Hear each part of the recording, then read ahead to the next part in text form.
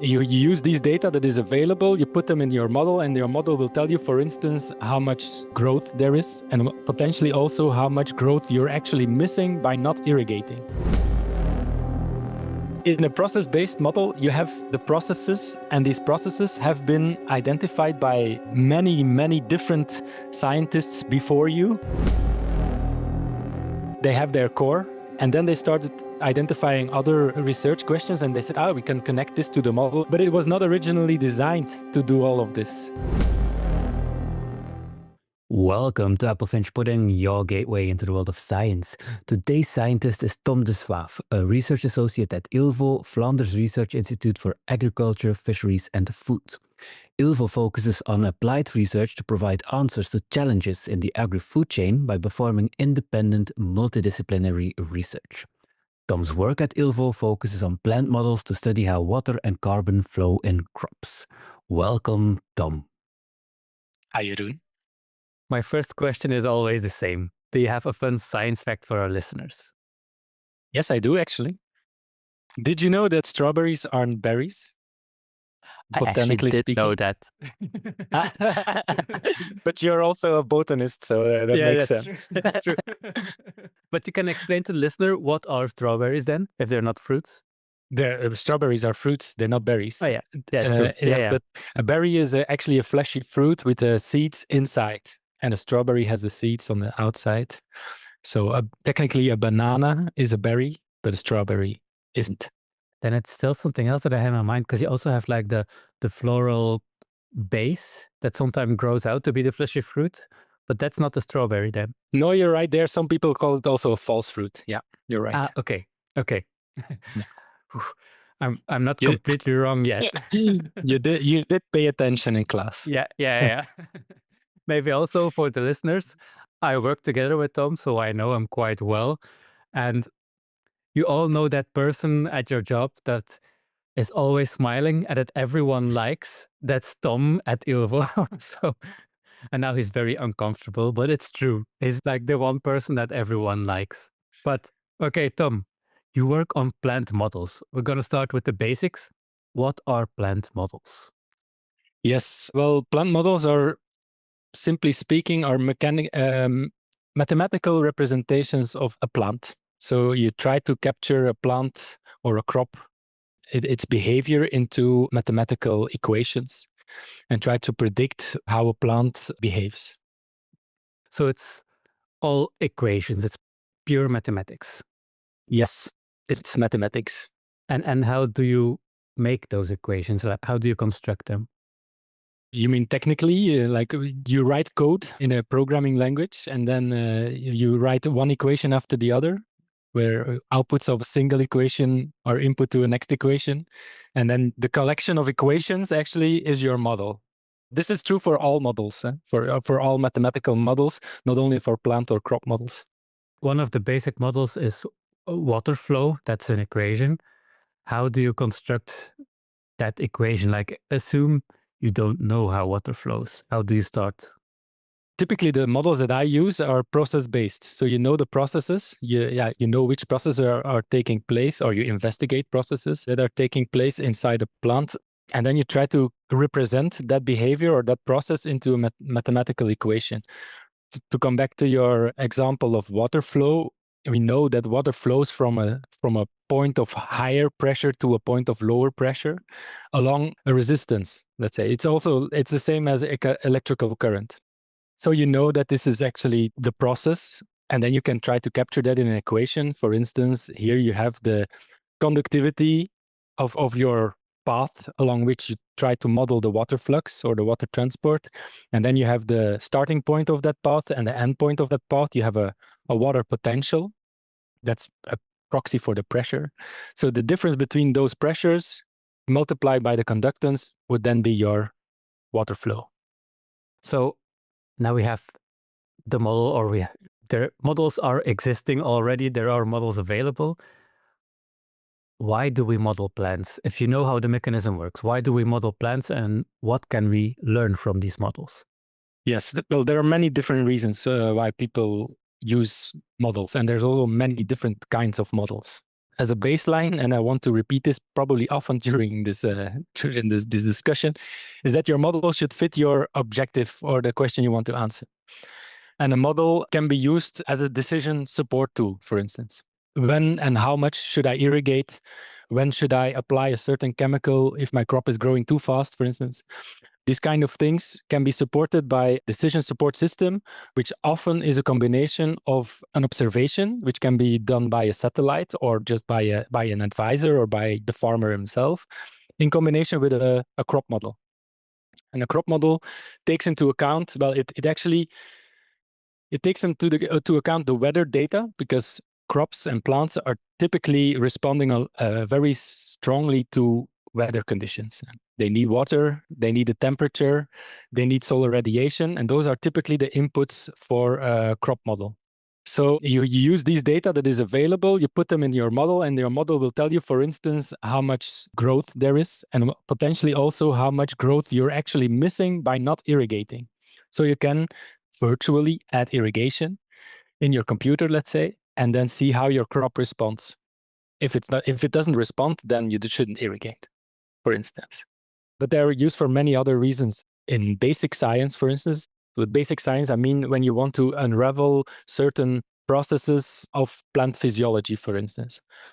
Let's say that you know the processes, you know how water flows, you know how how photosynthesis is going, but by connecting these processes all together in a bigger model, in a bigger physiological model, you can actually link these processes to each other mathematically and produce emergent features from a crop. So you could, for instance, check if you change a certain feature inside a certain process, how that relates to overall yield, thereby taking into account the linkages with other processes like, for instance, photosynthesis. Can you give an example of a property that affects the yield that is not photosynthesis? Is it then, for example, the water availability or something else? But the water availability, for instance, is also driven by the environment, of course, like every other process mainly. But well, if we come back to the initial equation of water flux, we had this hydraulic conductivity, we call it, so the ease with which water flows. What if we increase this conductivity, for instance? Then we can do a simulation, a scenario analysis, where we change this parameter and see how it affects yield in the end. But we cannot predict yield in the end if we don't have a photosynthesis process that helps us with it. I think that's clear, but why don't we just measure it? Why don't we just measure the conductance in a plant, for example? Well, first of all, it's very difficult to measure certain traits, very invasive, it's laborious. You have to destruct your plant very often. And because you have to destruct your plant, you cannot measure other things on the same plant. Once you have killed the plant to measure its conductivity, you cannot measure its yield that would be reached 2 months later, let's say. This is a typical example why you could use a plant model. But maybe more importantly is the fact that you link together different processes. So based on the model, you can link those processes, and measurements that would destroy the plant are not performed. So you can keep the plant and determine the end yield. But if you are not able to measure those steps in between, how do you know your model is correct? Okay, again, a disclaimer, the model is never correct. A model is always a simplification of reality, but it can be useful. It's always wrong, but it can be useful. And you shouldn't take your model too literally, the outcome of your model, but more use the model to identify trends or to identify directions or orders of magnitude that could help a bit. You always have to be very concerned about what your model can do, and more importantly, what it cannot do. So it's you are able to tell, for example, the yield will more or less be 50% higher, but you will not know if it's 40 or 60. Well, there's always a lot of uncertainty associated to models. One uncertainty comes from the model itself. As I explained, it's only a very simplified version of reality. No matter how complex your model is, it's always a huge simplification. But you also have uncertainty on the inputs on the data that you collect that drive this model, like the weather data or the soil parameters, which are extremely difficult to assess. Actually, many people build their entire careers on just studying the uncertainty of models because it's so important. And it's maybe something that is not addressed enough in scientific publications as well. As I understand it, the most important thing is to get the trend right and not the exact number. Well, you want to have it more or less, but not the order of magnitude has to be right.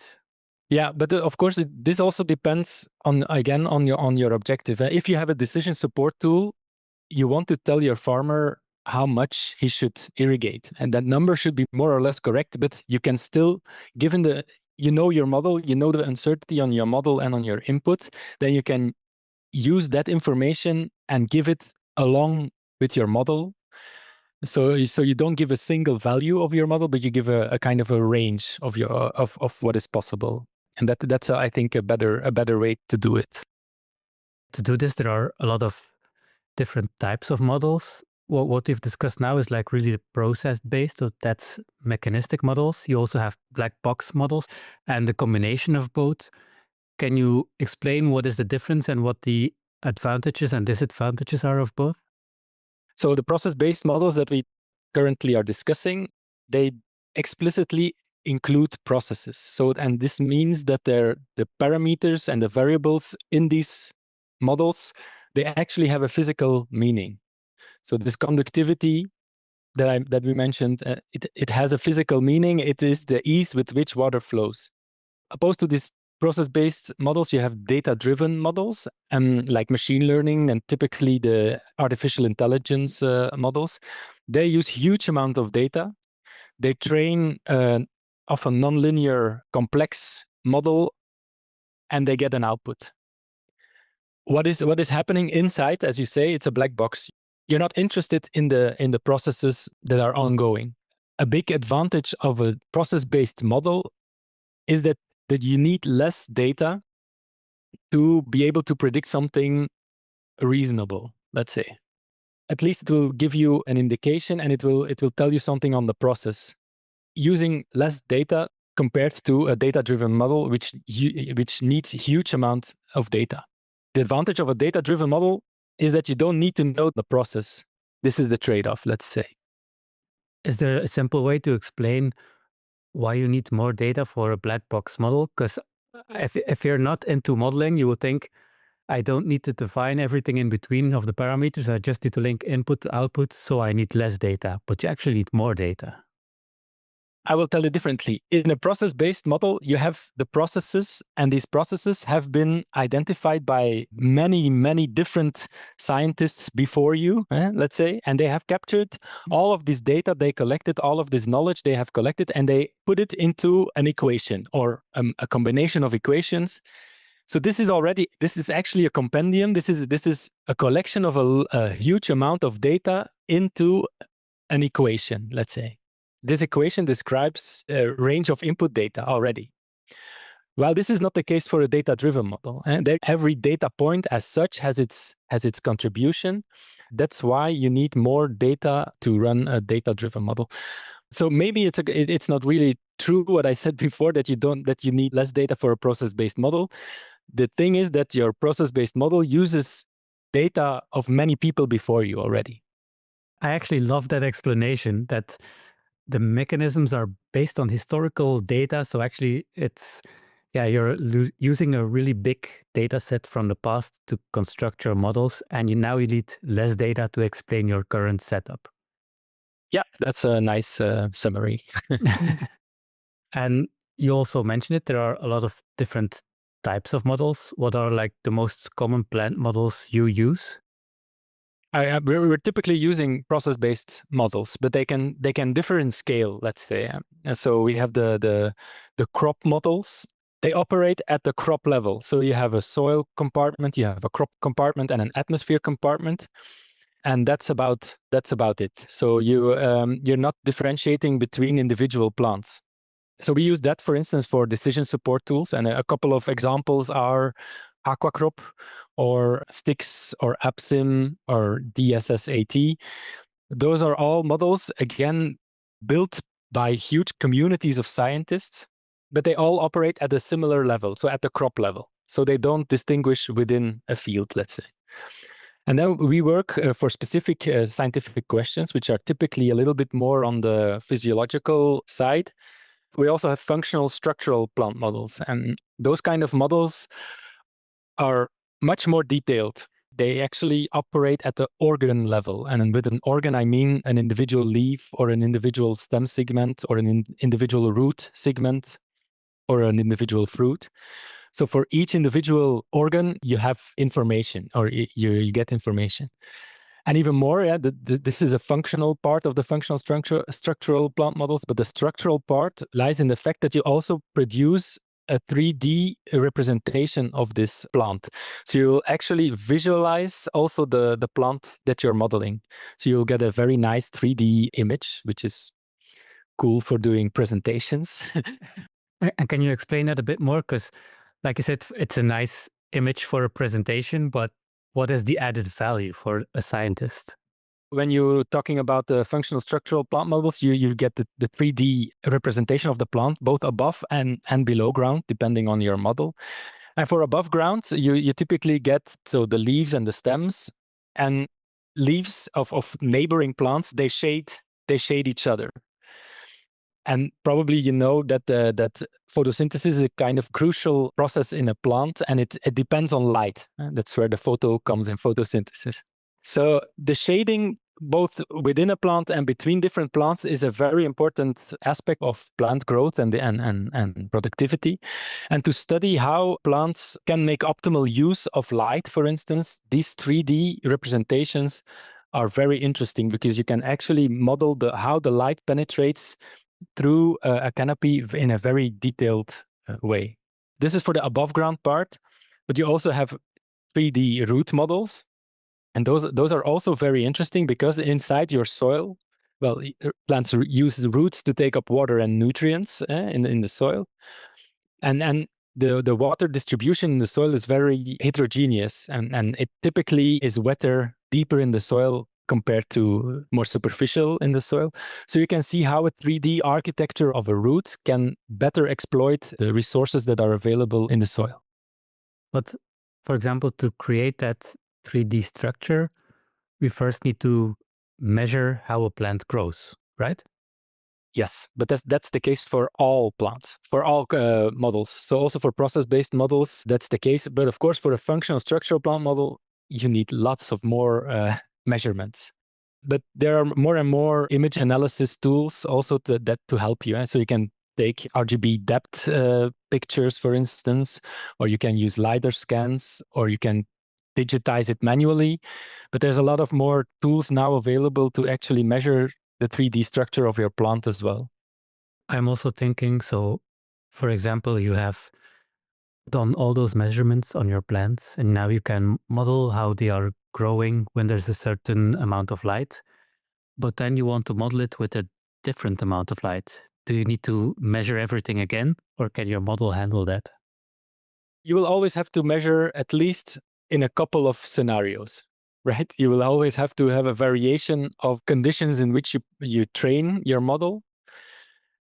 But in the number of conditions, thanks to these processes that are included in your model, the number of situations in which you have to train your model is less compared to a data-driven model, for instance. Because of these processes, these models can be better used to simulate conditions they have never seen before. Well, while a data-driven model will not produce anything useful if it has never seen a similar situation, let's say. And can you then only interpolate, or can you also extrapolate? And what I mean by that is, if you have a wet and a dry period, you can model everything in between, but can you also model, for example, extreme drought or not? No, you cannot. You cannot extrapolate reliably. Yeah. But what is typically done with models is whenever you give enough context, whenever you say, okay, we train this model within these boundaries, and based on this limited test conditions, we predict that in this condition, the model would predict this kind of outcome. for me, that's fine because you have provided a lot of context. The person or the audience you're telling your message to is informed about the potential uncertainty, and still you get a clue about the direction in which it might go. This is always the case with models. You always have to be a little bit cautious, but it is useful. Yeah, you can get something out of it. Just now I remind and remind myself on another reason why you use a model is to define new or find out new hypotheses. Let's say that you have never trained your model in this condition, but your model predicts something extremely interesting. Then I would say try and do that experiment in the real world. Yeah, that's true. Interesting point. But to be honest, I am fully supporting models. I totally trust their value, but I think it is important to say, like you just did, to emphasize when they are valid and when they aren't. And those limits are important to know when you are modeling. Because I think a lot of people use models that exist in literature and just assume that's it, it works, but they don't check the boundaries of the models. Yeah, no, I couldn't agree more with you, Jeroen, on this. Yeah. And you also mentioned already that, like, for these models, the main driving factors are actually like the climate, the atmosphere. Is that right? Well, typically you have different kind of inputs that on which your model runs. So you have the input variables like the weather data. They change with time. And so you have they change with time because today it rains, tomorrow it's sunny and warm. So they change with time. And then you have soil parameters, which are also inputs to the model, but they typically don't change throughout your entire simulation. So those remain fixed. You can also have management practices. Those are semi-variable. So for instance, an irrigation is an event at a discrete time, but it can change. Today you irrigate, tomorrow you don't. And then there's the crop parameters, actually. So the parameters like the hydraulic conductivity of your system, let's say, those are defined by the genetics, essentially. So they will differ between species of plants, between varieties of plants. So those are actually the main sources of input to your model. Maybe also important because you mentioned it now, the difference between variables, parameters, and constants, because they are all different. But can you just briefly explain what those three types are? Yes, I can give it a try. A constant is something that is always the same. Whenever you do a simulation, you never change the constant. Let me think of a constant. For instance, the density of water, yeah, it changes with temperature, but not a lot. So it will always be the same value. We assume it's a constant. Yeah, voila. So you can in a model you could assume that this is a constant. So whenever you try your simulation in different scenarios, you will always use the same value. Then you have a parameter, and this parameter is a value that stays the same within your simulation, but it can change between different simulations. So for instance, I want to check the effect of a certain soil type. So a sandy soil has a different parameter set in terms of hydraulic parameters. It is different from a clay soil, let's say. So if I want to test my model in two different scenarios, once in a sandy soil, once in a clay soil, the parameters will be different between the simulations, but they will within each simulation they will remain the same. And then the third one is the variables, and those change in each time step of your model. Because maybe we didn't address this aspect of a model, but a crop model or a plant model is typically a time series. It's also typically a differential equation. It takes continuous time series as an input. It calculates at each time step, it calculates its processes, and at each time step, it produces an output variable again. So you have output variables because they change with your simulation, during your simulation. And you have input variables, like, for instance, the temperature or the relative humidity. Now that you mentioned it, I will also let you explain differential equations if you want. Let's say that your model runs on a time step of a day, which many models do, many crop models do. Then you will take the daily weather data, like the maximum temperature, the minimum temperature, or the average temperature of the day. And then you will start calculating for that particular day, you will start calculating how much the plant grows. This amount of biomass per day, let's say, will be added to the biomass that was already there before this day.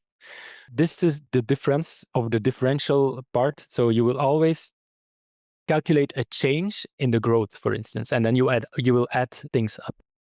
So you always calculate a change based on the previous time step. Yes. So that means that you also need initial conditions, a starting point of your model. Indeed, you need a starting point. Yeah. The starting point can be considered as an input parameter as well. Yeah. And then that starting point is something you measure or something you estimate. How important is the starting point?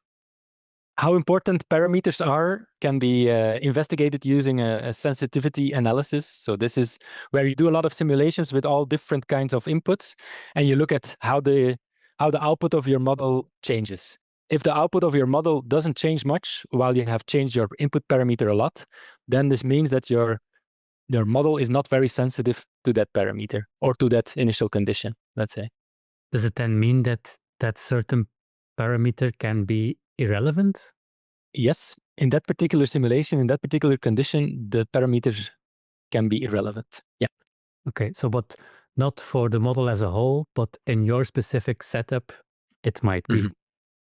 Yes, because the sensitivity of parameters typically also changes with the condition in which the simulation is performed. Let's say that you have a very dry year or a very dry season you want to do a simulation in, compared to a very to a situation where water is not an issue, where it's not a problem. So in the first case, where you have a very dry scenario, the rooting depth or the maximum rooting depth, which could be a parameter of your model, will be very important because deeper in the soil, there will be more water available and your plant can benefit from that. So your plant will respond if you change this parameter, the maximum rooting depth, it's very likely that your output will change a lot. In a situation where water is not really an issue, or it's irrigated, or you don't have water restrictions, this parameter actually doesn't really matter. As long as it has a certain depth, it will be able to take up all the water it needs.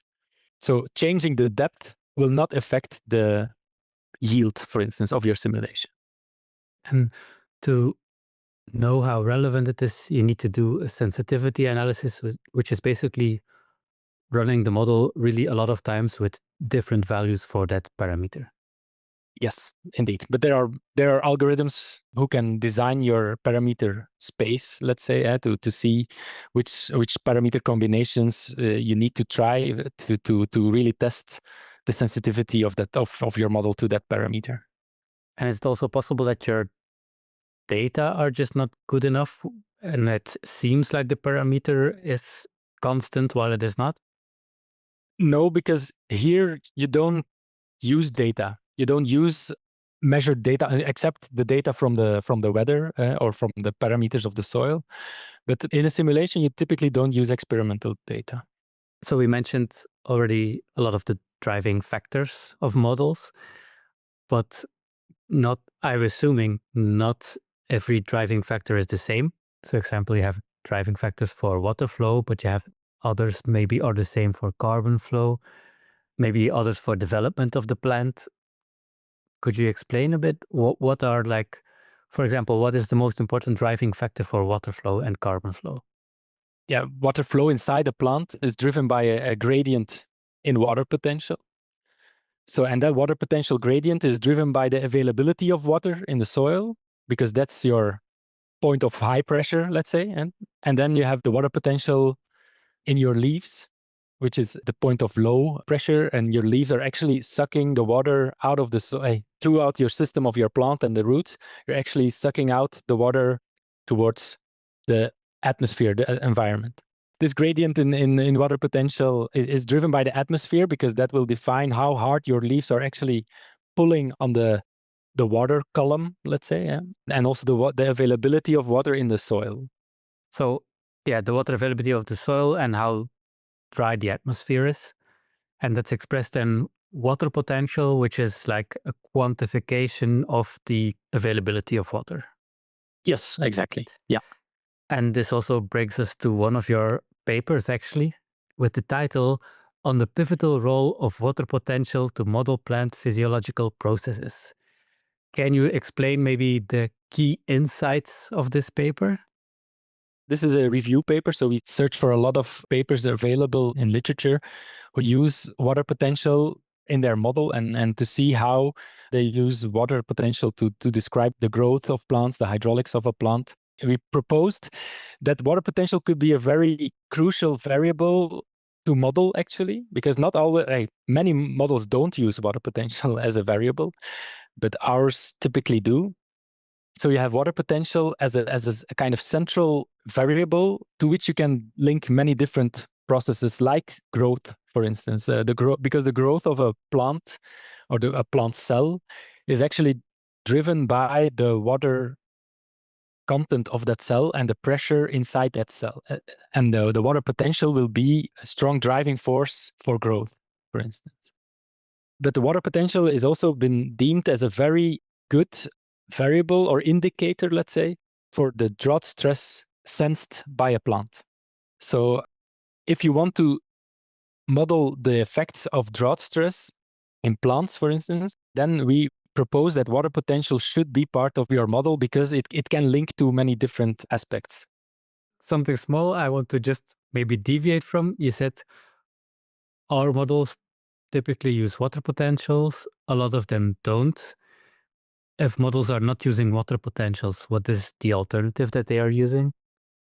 Well, typically they use the potential transpiration to scale the growth. So you have a potential transpiration based on the leaf area and the environment that you have. So without taking into account the availability of water in the soil. So that's a kind of first equation or first variable. They always calculate the water balance in the soil. And then whenever this water balance is below certain thresholds, they will reduce the transpiration from this potential transpiration. And that's also how they then relate it to growth. They check actually how dry the air is to have some potential evapotranspiration. They see how much water is available in the soil, and based on a conversion factor, they say this is how the plant is growing, more or less. Yes. Yeah. Okay. Indeed. Yeah. But you use water potentials. And what is interesting to me, and it was also something that was, or that appeared to me when reading your paper, is that soil scientists also use water potentials, but they sometimes give it a different name or a different twist, like it's also a different unit even, but you can convert both.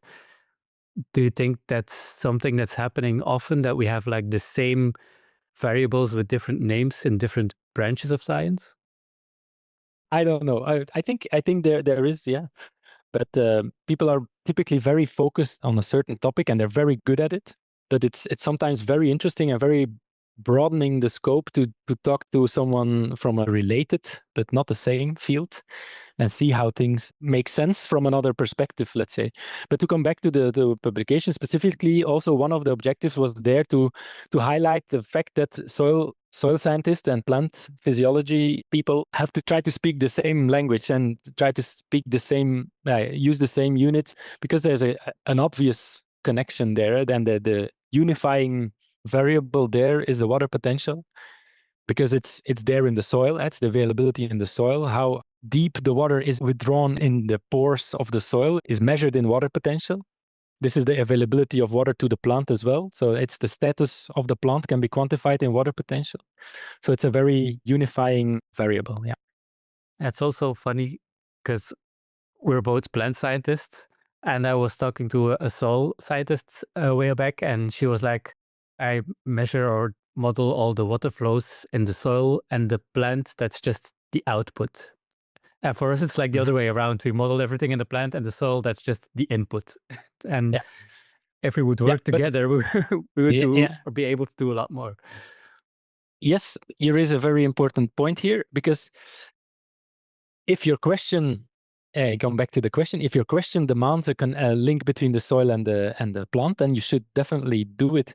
On the other hand, a model is always also about setting the boundaries.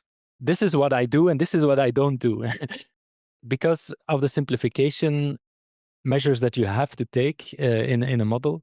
So I think you raise an important point, but it has to do with the question that you want to answer.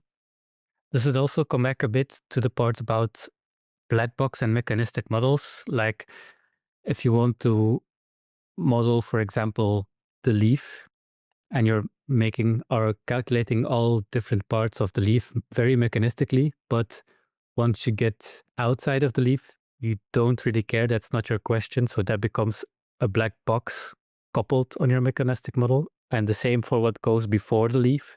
That's the input. That's also more or less a black box or a constant even. Indeed, you have to define the system on which you focus. For instance, we once made a model for a tomato fruit, which is a berry, by the way. What was it? Being smart is knowing that a tomato is a fruit. Being intelligent is not putting it in a fruit salad. Okay, So that's a something nice like that. Okay, yeah, but what I wanted to say is that we were focusing on the fruit, let's say, and the plant. Of course, because we model water fluxes between the plant and the fruit, but the water potential in the plant was just a sign function, let's say. You see, so we can just say, okay, this is not something we don't study the effects of the environment on the water potential of the plant. We just check different input signals to the fruit. Let's say, okay. So you really define your system and you focus on the question that you want to answer. That's also something that I have seen you do actually, is that when you're developing a model and, for example, for solar radiation, you just pick a sign function that goes positive during the day and is capped off during the night that it becomes 0. And that's something because I don't care right now how sunlight is changing. I just want a realistic pattern, something like that. Yeah, this often happens during the process of developing a model. You want to develop your model one module at a time, let's say, one part at a time, while other modules have to just produce realistic data, let's say, because they can serve as input to your module that you're working on. So they have to be realistic, but at that point, you're not really caring about the workings. You cannot work on everything simultaneously. Plant models have been around for a while right now. We have a big AI boom and machine learning in general. Mhm. How do you see that coupling? Do you see AI coming into plant modeling right now or in the future? Yes, definitely. Yeah. In many different ways. A process-based model and a differential equation can sometimes take quite some computation time. And if you want to do many simulations, the computation time can explode really exponentially, and it's no longer feasible. And then sometimes it could be useful to have certain processes, I'm just like a photosynthesis or something, which it can take some time to compute. This can take a second or two, but if you have to do it for every time step and every different scenario, it adds up. You can, for instance, try to make a surrogate model based on AI. So you actually run many different scenarios outside of your big model just with that submodel of photosynthesis. And you train an AI model using the same inputs, trying to predict the same output of your process-based model. So this is what we call surrogates. So you make a surrogate AI model for your process-based module, let's say, or part of your model. And this way you can speed up your modeling capabilities enormously. I just want to pick in very quickly because you said, like, for example, modeling photosynthesis, it takes 1-2 seconds for every time step and it adds up. Adding up might be vague to someone listening. It can add up to hours, days. Can you give an order of magnitude? That's what you say. What you say, hours or days or weeks. Yeah, if you do a sensitivity analysis, it can take weeks. If you do it for many different scenarios, it really scales with your scenarios also. But this is something where artificial intelligence can help. But in that sense, again, you have to know that you're using a surrogate model. So the surrogate model has been trained on a certain range of input conditions. on another model. So yeah, you always have to be aware of that when using this kind of model. So this is a kind of simulation intelligence way of integrating AI and simulation models or process-based models. And do you also see things happening like where we use AI to make predictions, and based on that, we can recreate what the equation was, and that was implicitly maybe being used by AI? Because one of the typical things about AI is it's also a black box. We put things in, something comes out, and we don't know what's happening. In a mechanistic model, that's typically not really what you want.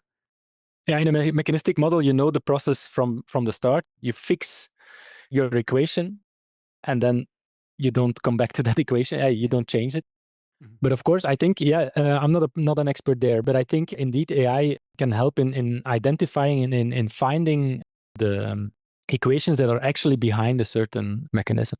In your opinion, what are like the biggest challenges right now with plant modeling?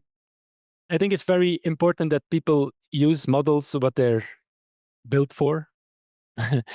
And the way certain models have been evolved is they started because there was a clear question, and then they started making, okay, we need to make this model. But then they have their core, and then they started identifying other research questions, and they said, we can connect this to the model and to the, and in the end, you get like a huge model that can do everything, but it was not originally designed to do all of this. So this is a danger. It's also a relative, but this is something that we should be aware of, and definitely know the constraints of the model is really crucial. So you think that's like the most important thing for the future, that we need to keep in mind what the constraints of the models are, and how would you overcome that problem? Is it like just being very clear in the papers that we're writing, or do you see something else? I think the modeling community, there are different modeling communities. They should keep on stressing this kind of important aspects, important non-sexy aspects of uncertainty analysis, sensitivity analysis. You have to make it sexy at home. Yeah, Yeah, it's not but easy. no, that's true. That's true. They're very important. Also, if you want people to adopt these models or to use these models, you should prove that they have been tested rigorously and that they're robust and for what they're aimed to do. Because also one of the problems that I have found is when models are expanding and getting bigger and bigger because of, like you said, new research questions, and we use an existing model, but we expand on it. You get so many parameters that you can never have enough data to have like good values or calibrate all your parameters. And I think that's a really big problem in some cases as well. Yeah, I totally agree. Yeah. Yeah, you get almost too much flexibility, which is also not ideal. No, indeed. And but again, if your model is fit for your research question, you will probably avoid this issue. And if it's not possible, then and you have to rely on existing models, which is fine. Never forget the step of a sensitivity analysis to identify which parameters for your specific condition matter the most, and try to find good values for these parameters and fix the other ones. A short question about practice. You already mentioned we can use these models for decision making, like irrigation. I think a lot of people also want to know like the practical side of this. Like, are there other practices you can think of as well for these models? We have projects on for in grasses, for instance, when to mow, when would be the optimal time for mowing, because after mowing you have regrowth, and over the course of an entire season you can play a little bit. Of course, then the practice really comes in, because we can say our model can say, okay, you have to mow tomorrow, but if tomorrow is a rainy day, the farmer will not mow, obviously. So, but still, you can do this kind of thing. So for mowing grasses, or we have a project on flax. Flax is a crop that is produced for fiber. To have a qualitative crop, the plant cannot grow too fast because it will fall over. That's what we call lodging. So we have to monitor the development of the height actually of this crop. And this is something that you can do using a combination of satellite imaging. So you get remote sensing data and you combine this with a crop model. And you combine this using artificial intelligence. Voilà. So there you have a nice example. And then you can produce the height of the crop there. And you can give advice to the farmer to say, okay, in 5 days, you will probably reach a kind of critical growth rate. So better be prepared and go to your field. Irrigation is a classic one. And also fertilizer. Fertilizer is also done, especially if you fertilize in different steps. Let's say if you don't provide all the fertilizer in the beginning. I want to briefly pick in on the growth inhibition, because like the plant is growing too fast and it's falling over. You want to inhibit growth. What does the farmer do? Does he spray growth inhibitors? Yes, that's what he does. Yeah. Okay. I was just checking. Yeah. Tom, before we close, do you have a take-home message for our listeners? Well, but I've mentioned it numerous times, I think. But if there's one thing to remember from this is that maybe two things. Crop models and plant models, they rely on evidence that has been collected by many scientists before you. So in that sense, it's a collection of knowledge, so a real compendium. That's why models are very valuable. But you always have to use it, what's it made for, or at least make sure that it's used in a proper way and within the boundaries of the model. Because all models are wrong. I have heard you say that numerous times. But it's true. It's true, and it's important to emphasize. So thank you. This was Apple Finch Pudding. I want to thank Tom de Swaef for the information. Let's meet again for the next episode of Apple Finch Pudding.